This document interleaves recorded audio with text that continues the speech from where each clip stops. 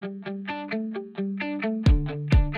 this video, I'll show you how to get sharp shots in low light when you don't have your full-sized tripod. Hello, I'm Gavin Hoey and you're watching Adorama TV, brought to you by Adorama, the camera store that's got everything for us photographers. Today you join me back in London, outside of Tower Bridge, for a bit of low light photography. But I've got a problem. I want to shoot great sharp shots in low light, but I don't have a tripod.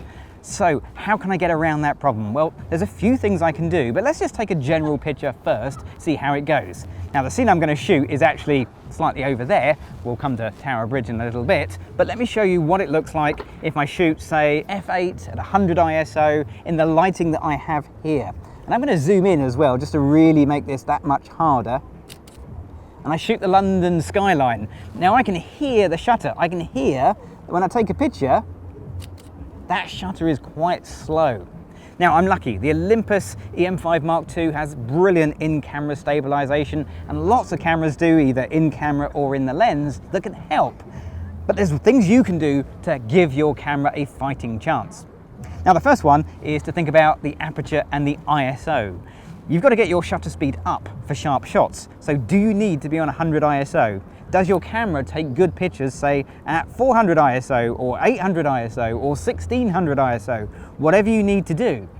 In this case, I can go 400 ISO, but I can also open up the aperture. The photograph I'm taking is at the other side of the River Thames. I don't need f8, I don't need a big depth of field. It's quite a long way away. I can get away quite happily with a small depth of field from an f2.8 lens, because depth of field is relative to distance. So f2.8, that brings my shutter speed nice and high, 160th of a second. I can probably manage that handheld even at 80 millimeters or 40 on my Micro Four Thirds. Okay, so let's say you don't want to go too high on your ISO, you don't have a lens that opens really wide. What else can you do? Well, the next thing is actually you. You can physically give yourself a better chance by resting yourself down, making yourself a tripod. Here I've got three things in contact with this wall. I've got my chest and my elbows. That's three things like a tripod. That makes an enormously more stable shot compared to when I'm standing up and I'm shaking all over the place, and it's much harder to get a stable picture. So as the light level drops, maybe that's not going to work. You've got to come up with a better solution. And the better solution is on my back. My camera bag. My camera bag makes a brilliant tripod. There you go. No longer touching the camera. And when you're not touching the camera, you're not going to get camera shake. Now the trick here is to switch your camera into self-timer mode. Now my camera, like many, has a 2-second self-timer mode, which means when I press the shutter and I frame up my shot, I get 2 seconds for the camera to stop shaking, everything to steady, and for my picture to be taken.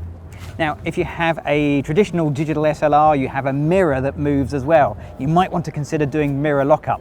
But what about when it gets really dark, or you don't have a camera bag, or you don't want to use a camera bag? A little accessory that I like to carry around with me, I always take it whenever we're doing a city break or a short break, is this, my little Gorilla tripod. These things, I've had this for years, and it's remarkable how useful this is for wrapping around fences, or for, in this case, just resting on a nice flat surface like this.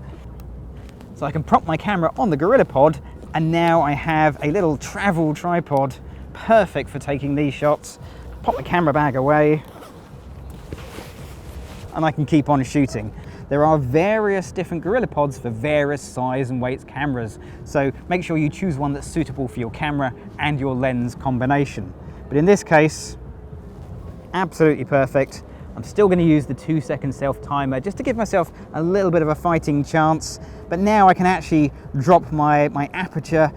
If I go f22, I can actually get a 2-second exposure.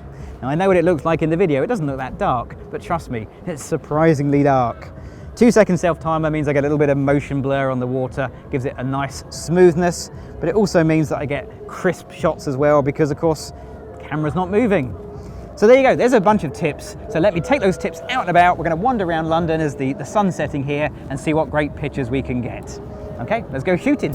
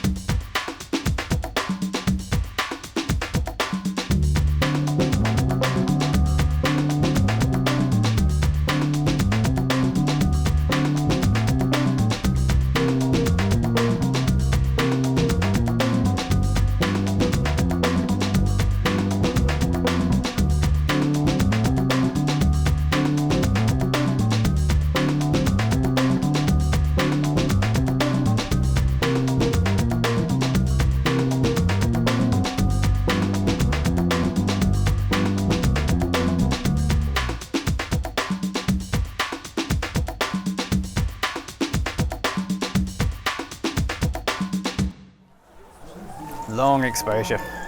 Long exposure makes the river look lovely and creamy and soft.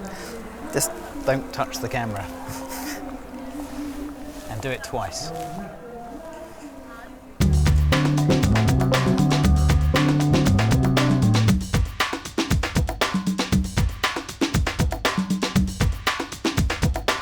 Well, there you go, there's some great tips for shooting in low light conditions when you've left your perfect tripod behind. And of course, we always know we should have a tripod, but the reality is when you're traveling, that's not always convenient.